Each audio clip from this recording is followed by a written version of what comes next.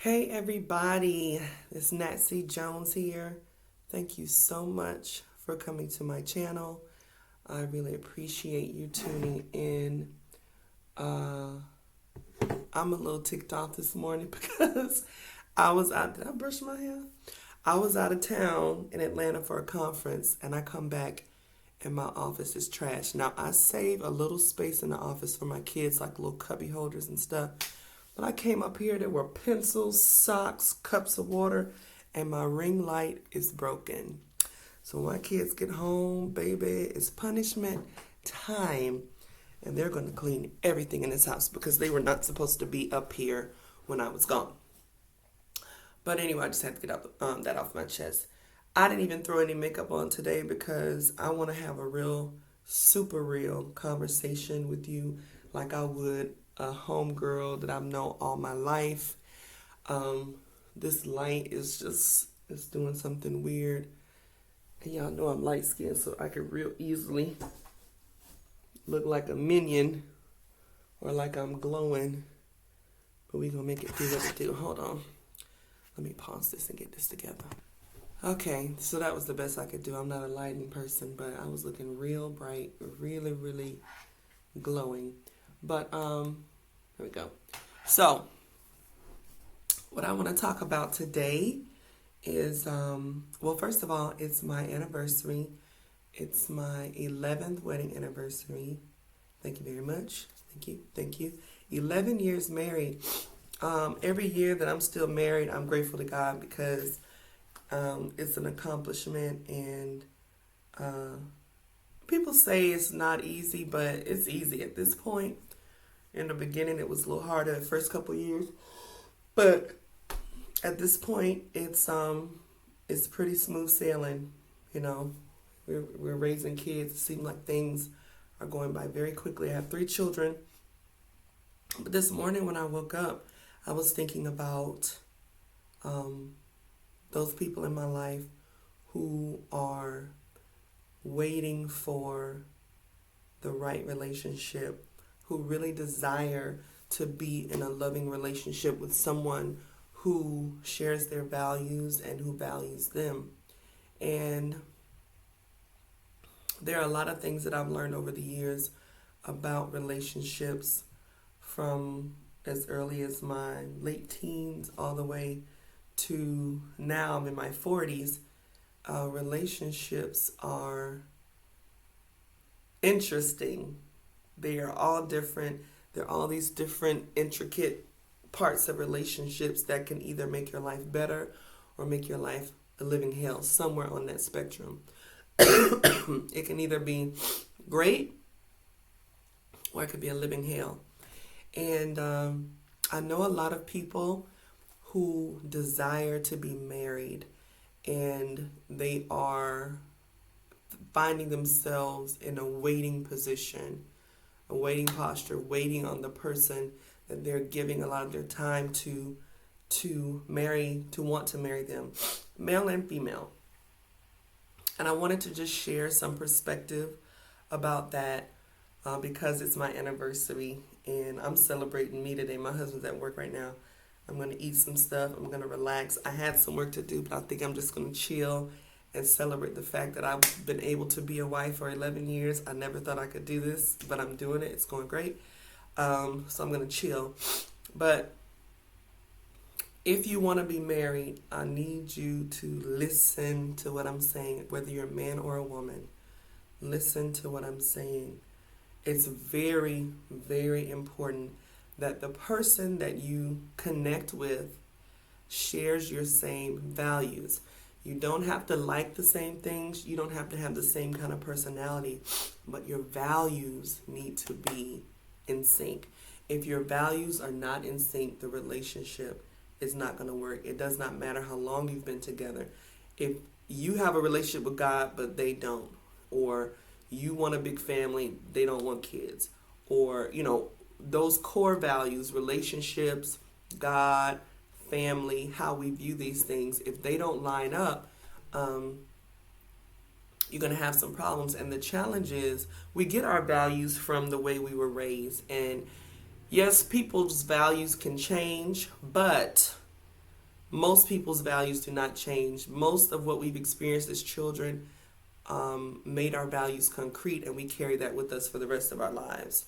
And there are a lot of dysfunctional marriages out there. Lots. There are a lot of dysfunctional relationships. I'm just going to flow because there are a lot of things running through my head about this because I know I need to share it. I feel like someone needs to hear it, especially going into the new year. Another thing I would say is that do not convince yourself. If you know you want to be married, first of all, know that's okay. It's a good thing if you want to be married.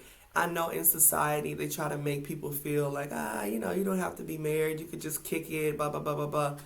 Cool. If people want to do that, cool. But if you know you want to be married, don't let anybody make you feel bad about that desire. If you want it, you should have it.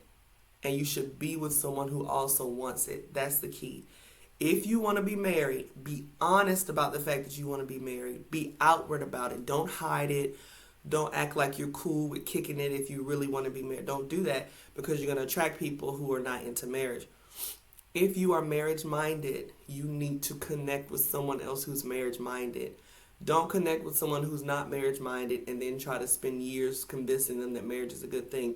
Some people are just not into it. And you have to accept it. I know we could be really physically attracted to someone. We could feel that chemistry and all that jazz. But at the end of the day, when it comes to marriage, it has nothing to do with chemistry. It has nothing to do with physical attraction. It has to do with a person's ability to love you and commit to you for the rest of their lives. That's a very unique and special skill that some people don't have. And if you believe you have it, you need to be with someone who has it. When I say don't justify to yourself why you're not married or why you're with someone who doesn't want to be married, but you do, what happens is we get with people who don't want to be married when we do, and we tell ourselves, we try to make sense of it, and we make excuses for that person. When the fact of the matter is you shouldn't be with them because they don't want the same thing you want. They don't have the same values as you do. It's a square peg trying to fit into a round hole.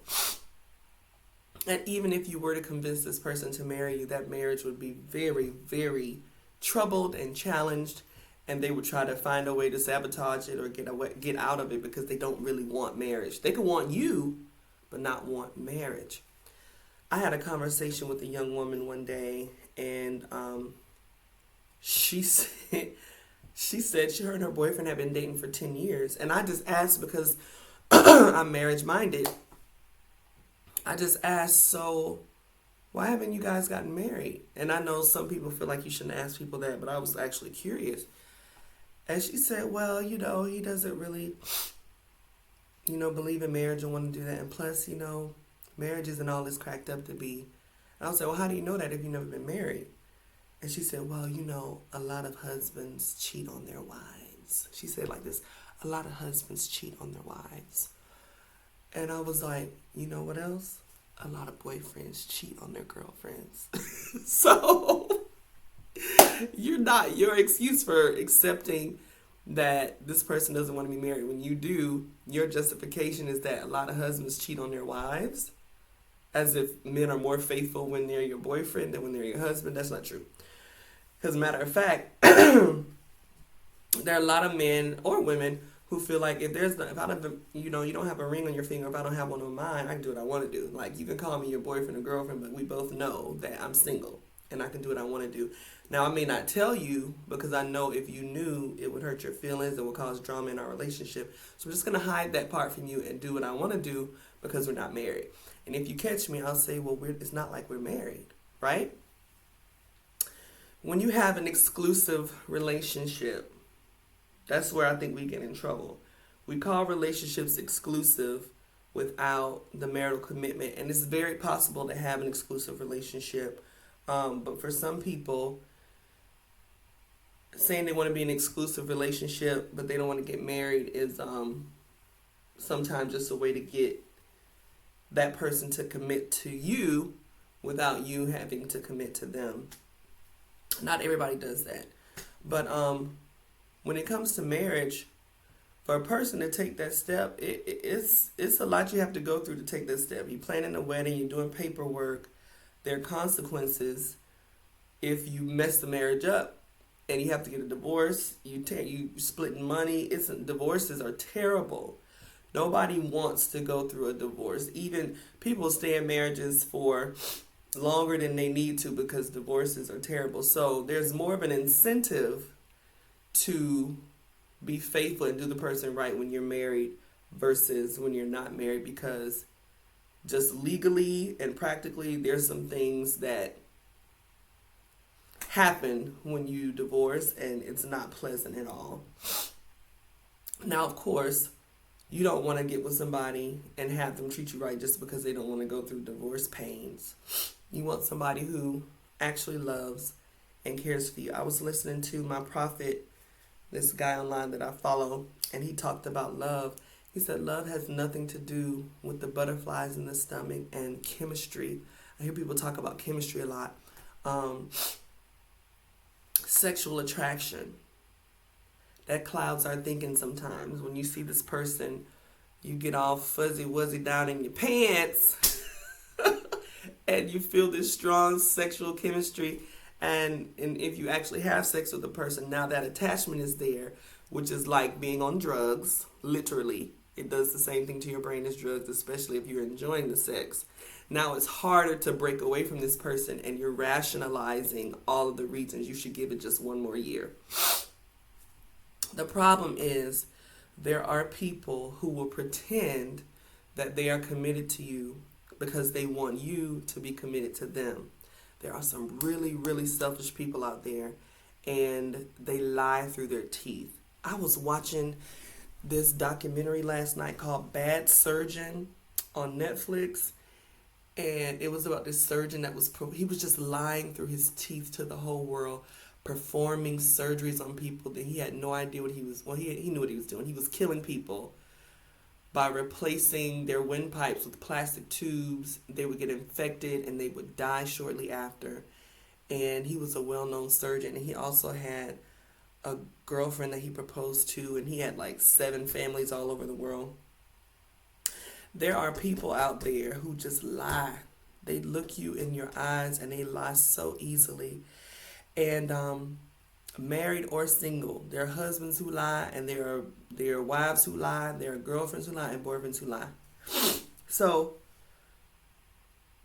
it's really important, first of all, second or third of all, that you have a relationship with God so that you can discern what kind of person you're dealing with. I promise you, every single bad relationship I had, God sent me a sign to tell me, no, Natalie, not him. Every single time. And every single time, because I was addicted to that person, I was attached to that person through sex, through emotions, through me creating all these dreams in my head about what we could have, even though they weren't thinking the same thing. I stayed, and I ended up getting hurt. I'm going to describe 2 moments to you. One time, I was with somebody who I had no business being with. Matter of fact, nobody should have been with him. But it was a strong physical attraction, and I was in college, so I was like, let's see what happens. We kicked it hard. And I got a phone call. I remember I was in his bed watching TV. I got a phone call from my god sister who I hadn't talked to in years. I was like, what's she calling me for? She said, I don't know, I just had you on my mind, and I was thinking about you, and I just wanted to check on you. So we talked for a little bit. I told her, I'm kicking it with this guy, whatever, blah, blah, blah, blah. And she was like, okay. And then we got off the phone. She calls me back, and she said, hey, I just want to tell you about that guy. I said, She said, God says no. And I was like, what? She said, God says no. She was like, all right, I'll talk to you later. And she got off the phone. So immediately my brain goes into, how's she going to tell me no? I know about her old relationships and the trash that she was involved with or whatever. So I rationalized it and just brushed it off. But I remember her specifically saying, God said no. Later, that ended up being an abusive relationship when his demons manifested. And I remember one time when he was choking me that she said, God said no. And when I broke it off with him, that was the craziest breakup ever. He started stalking me. Once he raped me. After we had broken up, I was crying and he was telling me I was being dramatic. It was awful. And all I could think about was God said no. He said no for a reason. He was trying to save me from my own poor decisions, but I just had to have this man, right? Later, years later, I found out that he was murdered in the town where he was from. I was not sad about it. And that reminded me of how God, he's a vindicator. Like when people do things to hurt us, they're not going to get away with it. It may take some time. But sometimes I feel like God do it too slow, but it may take some time, but he gives them time to get it right. And if they don't, they have to pay the piper. That was one time when God told me no. The second time I remember God spoke specifically to me, it was a relationship I was in where I was explaining to this man that I really wanted to get my relationship with God together. And I was like pouring out my heart. And the next thing he said was, well, what about me? And I realized in that moment that this man didn't care about my relationship with God. He didn't have a relationship with God. He wanted to have that place in my life where God was. It was very, very clear.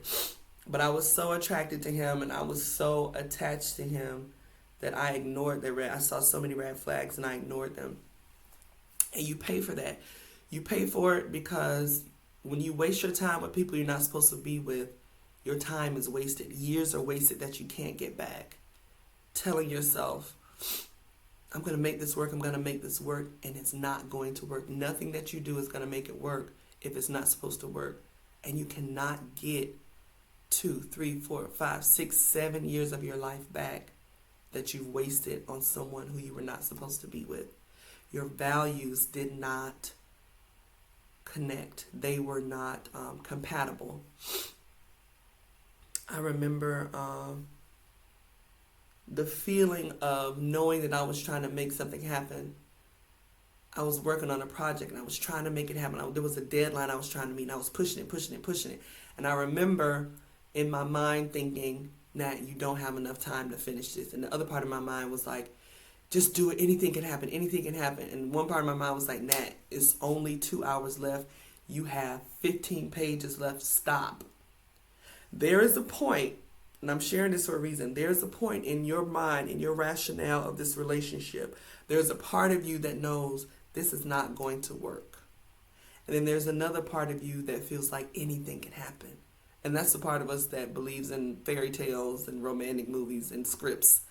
But reality says this is not going to work and you know it. You're wasting your time. But then there's a part that says, no, but I want it to work, so that means it will.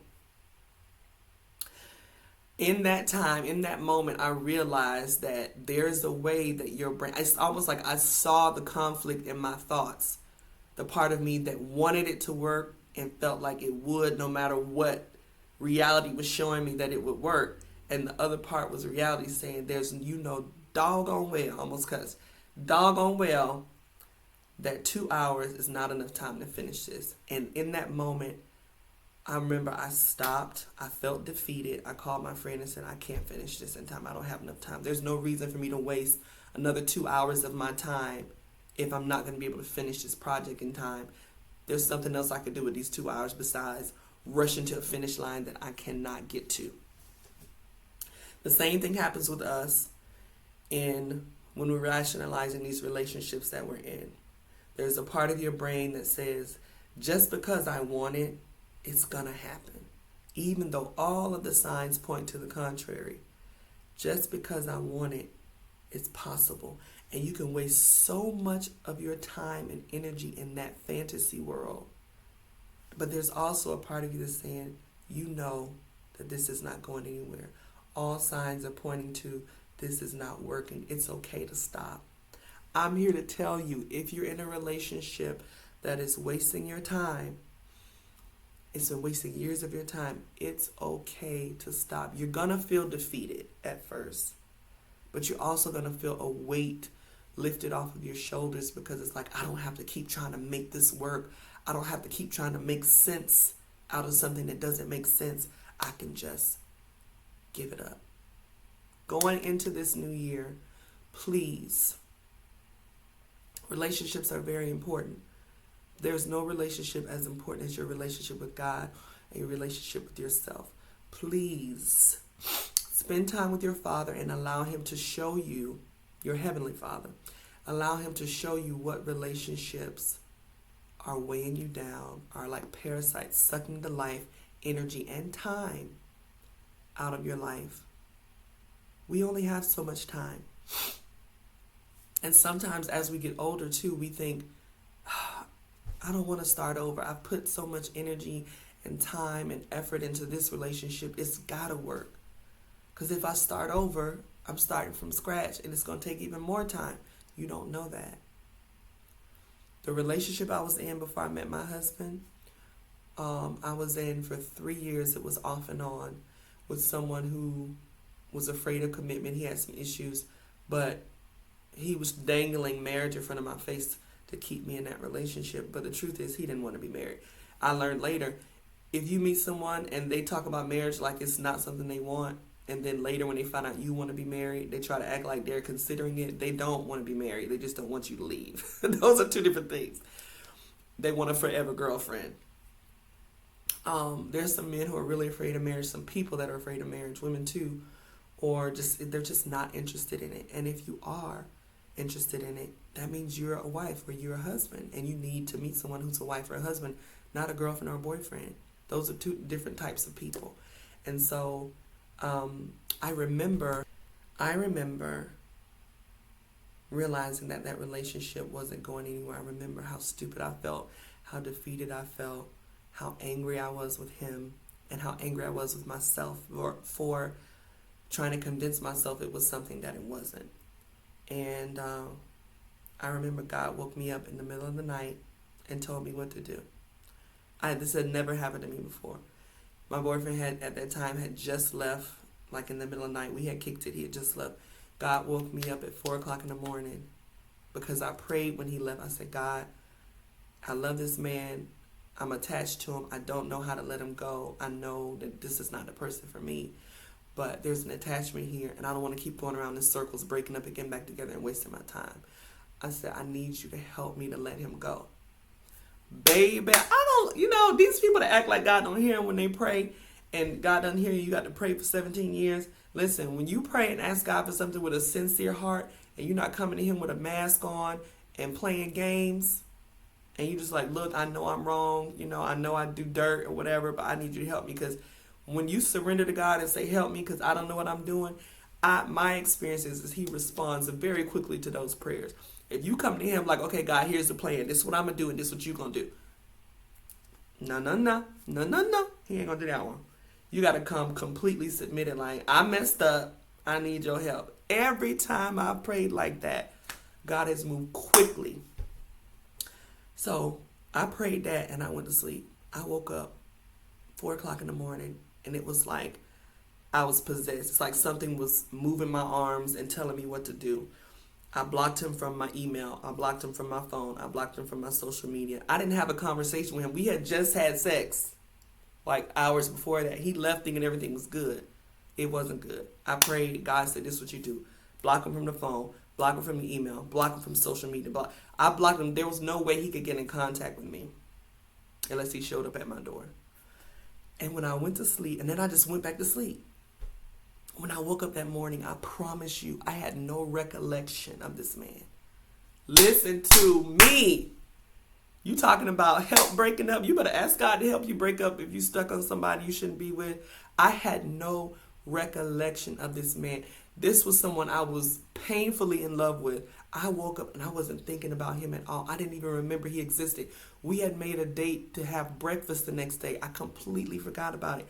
I woke up singing hymns, Negro spirituals, and vacuuming my house. And I don't clean up like that. Ask my husband. I'm not big on cleaning. I clean up a little bit. I'm not going to do a bunch of vacuuming and dusting. I do the bare minimum. Man, I'm vacuuming and dusting and doing all this stuff. Singing unto the Lord. Next thing y'all know, there's a knock on the door. I opened the door and I was surprised to see him. I did not remember he existed until I opened that door because God had done something to my mind. And I told him it was over. He tried to get me back. I forcefully, like we were having a fight at the door and I was pushing the door on him like it's over, it's over, it's over. And that was probably the fourth or fifth time we'd ever broken up, and it was really done that time. And he was not able to contact me and beg the baby, please. But saying all that to say, I wasted 3 years in that relationship. 2 weeks after I had that experience where I said, God, I need you to help me break up with this man. And then also, obviously, I'm not good at picking men, so I just need you to send me somebody that you want for me to have. If he is not in love with you the way I am, I don't even want him in my face. I need a break. 2 weeks later, I met my husband. And I tell that story. My husband's someone who loves God. He has a relationship with God that has nothing to do with me. I don't have to force him to go to church. He goes to church by himself. He reads the Bible when he's on the toilet. Every conversation that he has, at some point he's going to bring up Moses or Abraham. I mean, he is serious about God. And he wanted to be married before he met me. He was marriage minded. So our values were strong. So when we ran into other issues like personality things, it's 100 of them, I ain't gonna lie to you, where you're just like, what are you doing? And he looks at me the same way. We can always come back to our core, our foundation, which is our values are strong. There have been times when I had to go to God and say, my husband is not listening to me and I'm not talking to him anymore about this. I really need you to talk to him. And that's how my prayer was. And I promise you the next week, my husband would be like, I was praying and what came to mind? I was thinking about this. And I'm like, I told you that last week and you wouldn't hear me. But that's the benefit of having a relationship with God and then your spouse having a relationship with God and having that threefold cord. God is in it with you, and it will not fail if God is in it with you, because it's not just about us. So I'm saying all this to say, don't think that just because you've invested 3, 4, 5, 6, 7 years of a relationship in this one relationship is not working, that if you break away from it, the next one's going to take that long. It won't. Relationships that are supposed to happen don't take as long as the ones that are not. At least in my experience. I put God in that thing. I gave that whole thing to God. I gave my heart to God. God, you tell my heart what to feel, because my heart be feeling the wrong thing and getting me in trouble. You tell my body what to do, because my body gets me in trouble. And so he did that. I submitted to him. And he gave me what I needed instead of what I thought I wanted. I thought I wanted to marry that man. But now, in hindsight, I realized that would have been a horrible marriage. He didn't want to be married. He couldn't commit to one woman. He had a drinking problem. He had so many issues that didn't connect with, were not compatible with my issues. We would have been miserable together and it wouldn't have lasted. But I had all this chemistry, I was feeling things when I was around him, tingles and, oh, he's so handsome and all that. That gets old. That's not enough. Get over the chemistry. You need more than chemistry. You really don't need chemistry. You can create chemistry once you have someone who has similar values as you. So, y'all, trust God with your heart. Just give him your heart. And if you're stuck in a relationship that's going nowhere and years of your life are just being wasted, hoping that something's going to happen, give your heart to God and say, God, this is what I feel, but I can't trust my feelings. I only trust you. I trust your will. If it is not your will for me to be in this relationship, I need you to rescue me. That's what I like to pray. Deliver me. Rescue me from myself. Rescue me from the trouble that I've gotten myself into. Rescue me from this attachment that I have hooked my heart up to. And he will rescue you, because nobody knows you as much as God. He knows the inner workings of your heart and your mind and your spirit. He knows how to, but listen, I don't care what kind of 12-step program, God can end that thing like that. And you'll be like, who was, I used to date him, really? I don't even remember that. He can do it. I promise you. He can do it. My next relationship didn't take long at all. Within 1 year of meeting my husband, we were married. I met him that year, and I met him at the beginning of that year. A month or two after meeting him, we were exclusive. A couple months after that, we were engaged. We were married before the end of the year. Our wedding was on December 14th, 2012. And I think we met in March. I'm bad with the dates. He knows the dates. But give your whole life over to God. Don't just give him certain parts and then be like, but I got this part. I'm going to handle my relationship, but you handle my money, my business, my family. No. Give him all of it. He knows what to do with all of it. You don't know what to do. You think you know, but you don't know. I thought I know, but I didn't know. Have you ever talked to your children and realized, looking into their 10-year-old eyes, that like, you really think you know what you're talking about? You really think you know, but you don't know. It's some stuff you just don't know as a kid. As human beings, our knowledge is finite. God is infinite. He knows everything, and he loves you with everything. Give it to him. Trust him. Don't make any relationship an idol. Don't put it on a pedestal. The only relationship that should be put on a pedestal is your relationship with God. And even in marriage, I love my husband, but he don't do everything right. Sometimes he get on my nerves. Sometimes I get on his, But there's a grace there for growth. Love means being there when it's not pretty, being there when nobody's looking, being there for stuff that you can't post on social media. It's a lot of couples posting pictures on social media. They look real good, but they're unhappy, and you look up and then they're not together anymore. Love is not a fairy tale. Love is life. It's about real life. Can I depend on you to be there for me when I'm sick, when I'm struggling, when my breath stinks, when I got boogers in my eyes, when things are not pretty and sweet? That's when love really counts. It ain't hard to love somebody who's perfect or who you think is perfect. But when you're dealing with the real other person and you still say, I'm going to stick by your funky butt. That's so gross. I will stick by your insert flaw there. You know what I mean? I'm aware of all of your flaws and your dirt and your ground. I'm still going to stick with you because I love you. I'm not going anywhere. And I don't want anybody but you. That is a beautiful thing. That's a God thing. Because God is like that with us. He's like, I know your sin. I know your flaws. But I love you with an everlasting love, and I will never leave you. Marriage is the closest thing we have, the closest relationship that we have to exemplify the love that God has for us.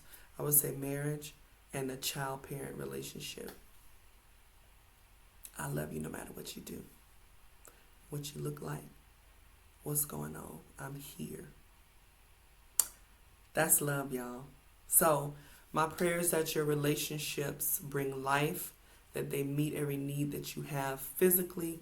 But I also pray that you don't put any relationship on a pedestal and that God is the center of your life, not a man or a woman.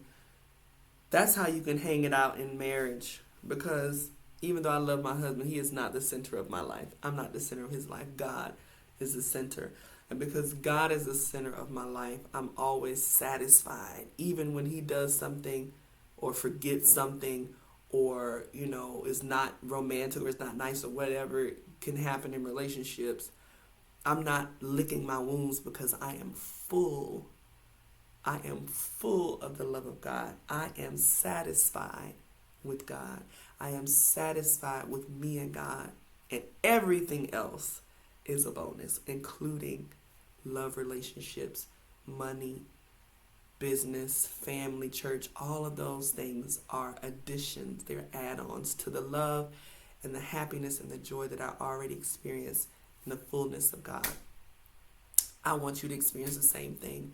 Please spend some time with the Lord today and ask him to show you what to do with the relationships that you have. I hope this video was inspirational to you and you have a wonderful day. See you next time. Bye.